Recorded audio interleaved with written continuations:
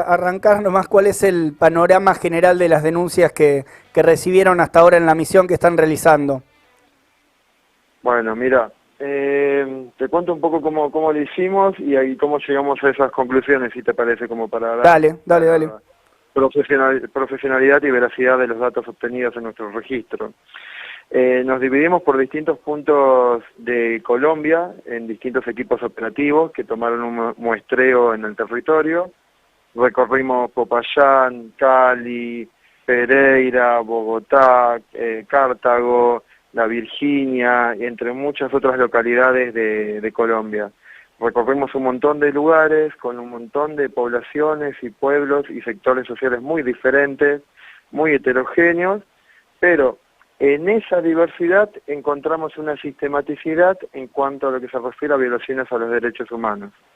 Encontramos, por ejemplo, que uno de los patrones más comunes es que gran parte de la violencia va dirigida hacia las juventudes, las adolescencias, las infancias, el derecho a la protesta, hacia las mujeres, las diversidades, las disidencias sexuales. Cuando nombro estos actores y actoras sociales, hablo de un particular ensañamiento para con ellos, ¿no? Pudimos dar, por ejemplo, cuenta, ayer fue como nuestro último día en Colombia, después de 10 días de arduo trabajo y de sistematizar lo mejor que pudimos elaborar un informe preliminar, donde, por ejemplo, detectamos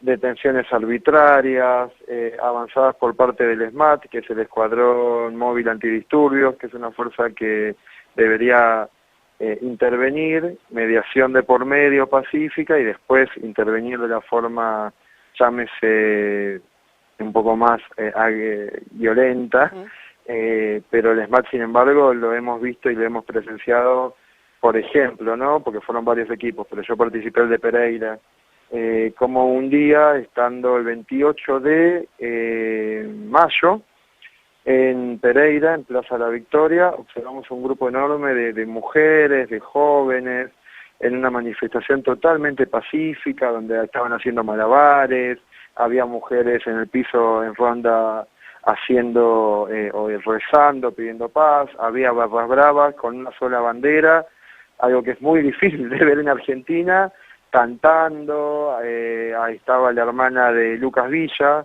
otro compañero asesinado en circunstancias de muy dudoso accionar, y en medio de toda esa actividad política que celebra la protesta social y un montón de otros derechos, de un momento a otro, el ESMAD empezó a disparar gases, balas, bombas aturdidoras, comenzaron a perseguir a los chicos, y pudimos tomar registro de todo esto, registro fotográfico, registro auditivo, registro audiovisual, y todo eso está plasmado en principio en el informe preliminar, y ahora, una vez que lleguemos a Argentina y tengamos un poco más de tiempo de sistematizar toda la información en un informe final que esperemos sacar en los próximos días.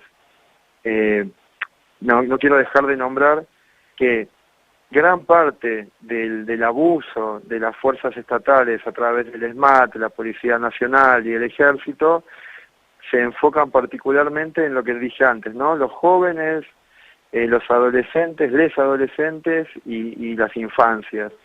Y también en las mujeres, en las disidencias, con múltiples denuncias testimoniales de abuso sexual, de manoseo, de amenazas de violación. Nos han descrito, por ejemplo, situaciones donde les piden a adolescentes y a mujeres que para liberarlas hagan determinada cantidad de cosas muy humillantes, Pablo, degradantes para la condición humana. Sí. eh, también esto vos estás diciendo acá que la policía es un atropello policial y demás, pero también hay muchas denuncias de personas desaparecidas y los números que manejan las organizaciones de derechos humanos no coinciden con las que está dando el gobierno. ¿Cuál es la situación de las personas desaparecidas también? Mira, nosotros fuimos con un particular interés en la cuestión de los y les desaparecidos. Nosotros, por ejemplo, en Pereira registramos 2 casos de 2 mujeres desaparecidas. Hemos encontrado después un fuerte contraste entre los números que pudimos recaudar nosotros, que ahora no estoy teniendo a mano porque no tengo como el informe encima, pero no coincide ni de cerca con los informes que elabora Procuraduría de Colombia, Defensoría, Fiscalía, en principio porque, nada, son organizaciones que pertenecen al Estado y tienen cierto posicionamiento con respecto a eso, y después de que hay muchísimo miedo también en la población por hacer estas denuncias. Hay muchas intervenciones por parte de la SIJIN, que es como el aparato de inteligencia de allá, que por ley tiene permiso a partir del gobierno de Santos, a través de una modificación del Código Policial, de ingresar en los hogares de las personas bajo la figura de sospecha, ¿no? Entonces, básicamente, o sea, no solo se enfrentan a la hora de, o sea, porque la dificultad de constatar los números, ¿no? Las personas que protestan no solo tienen que enfrentar eso, sino que después cuando vuelven a la casa, muchos denuncian que estos departamentos estatales ingresan a sus casas, los amenazan, los amedrentan, graban videos, fotos, saben sus nombres, conocen sus redes, a su familia.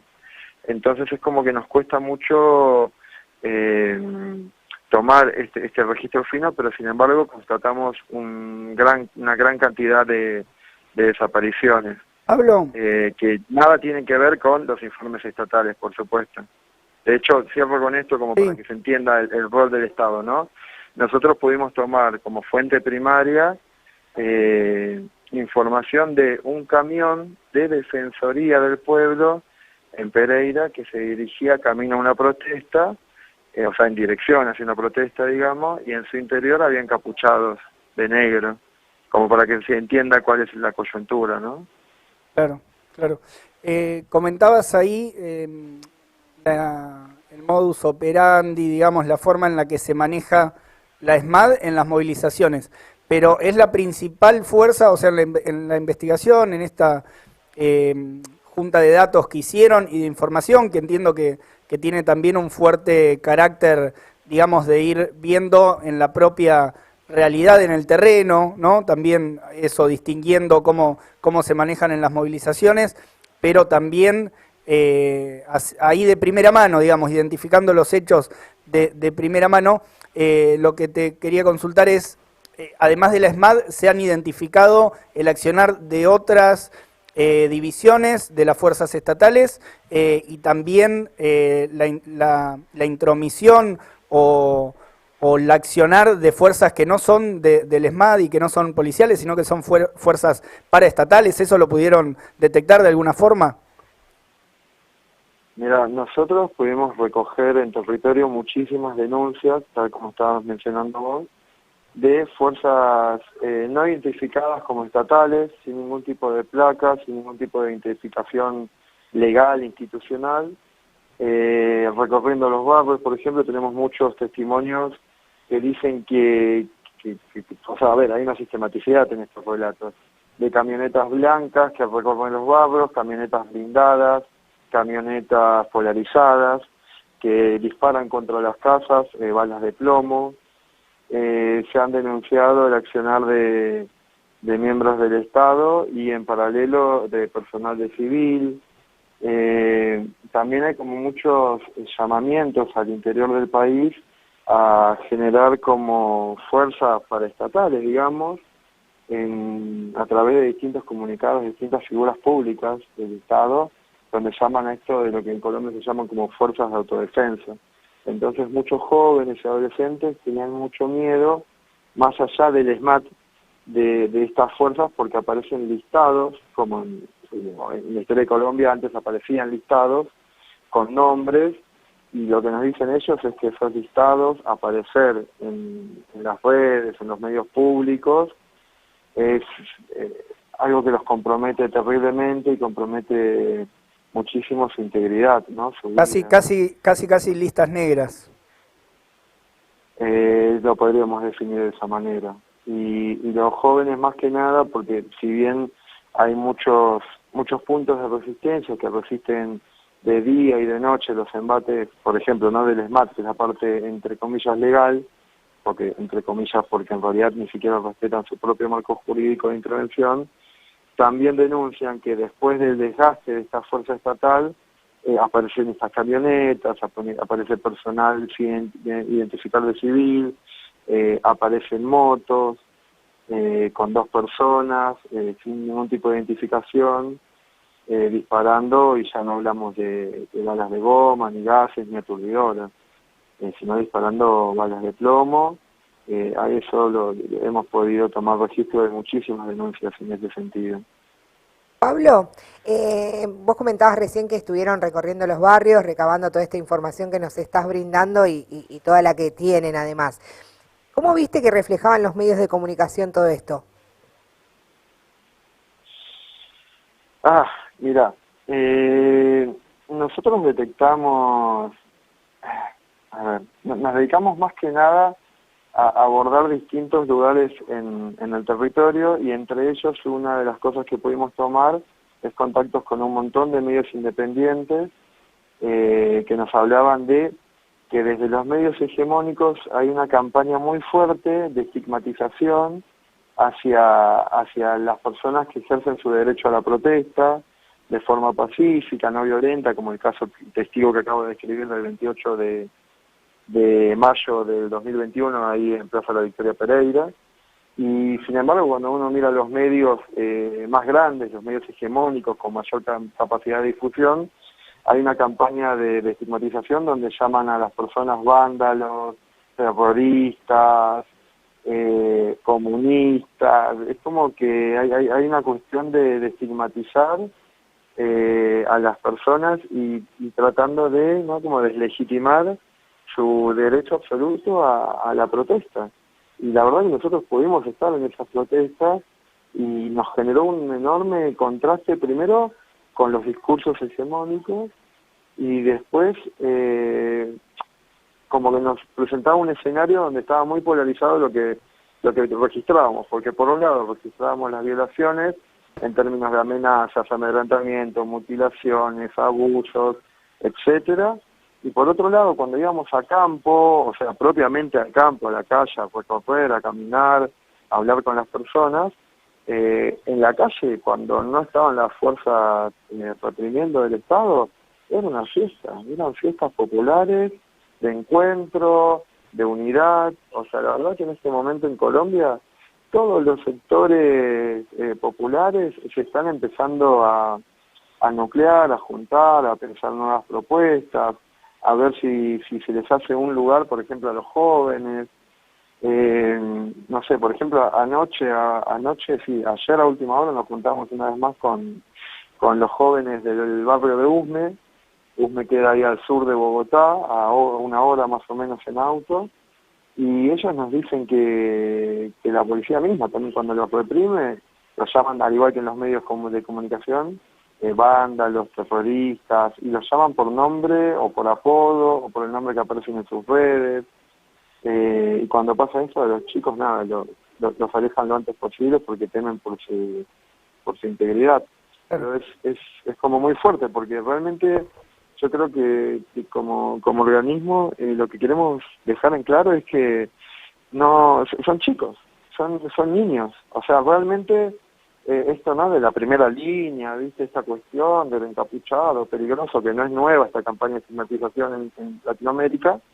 Cuando nosotros vamos y los vemos, tienen 14, 15, 16, 17, 18, 19, y hay algunos que son un poco más jóvenes, adultos, pero en su mayoría son niños, que nos han mostrado heridas en sus partes traseras, en su cuello, con una clara selectividad de los puntos hacia donde disparan. Claro. Buscando, ¿no?, como mucho buscando la lesión ocular.